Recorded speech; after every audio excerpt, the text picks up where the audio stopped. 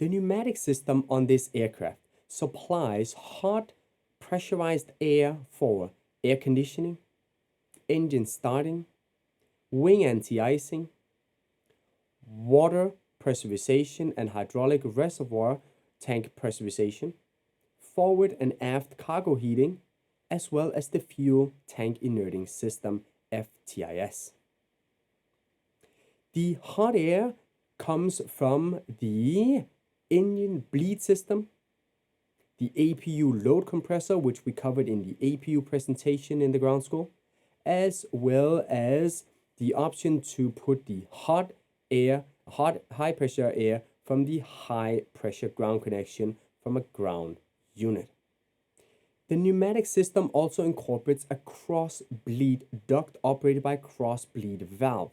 This interconnects the engine bleed systems from one side to another, allowing one engine to supply both sides, or allowing one engine to cross-bleed to start the other engine, or for the APU or high pressure connection to supply the entire system by itself.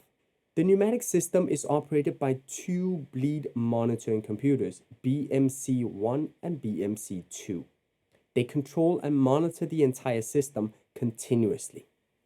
A leak detection system is also built into the system to detect and warn of any overheating in the vicinity of the hot air ducts, which passes through the wings, the pylons, the engines, and the fuselage.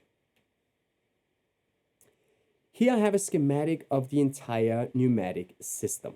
Let's bring it up a little bit closer and take a look at where the air is coming from and how it makes its way through the system. The two main bleed sources are the engines.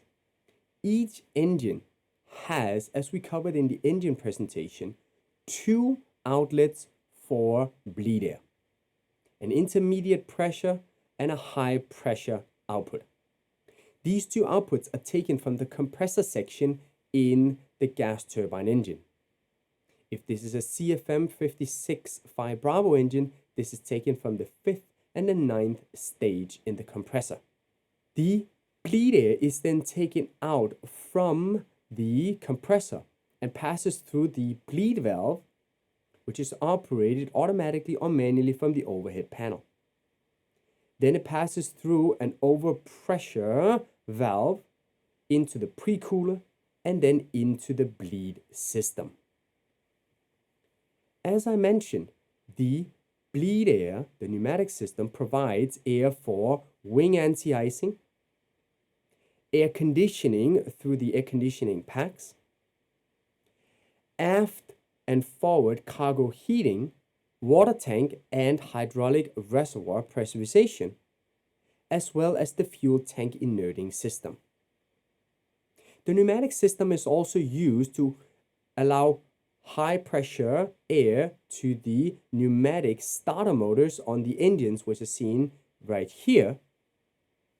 And these two pneumatic motors are of course installed inside the engines, although on the diagram here it shows they're outside.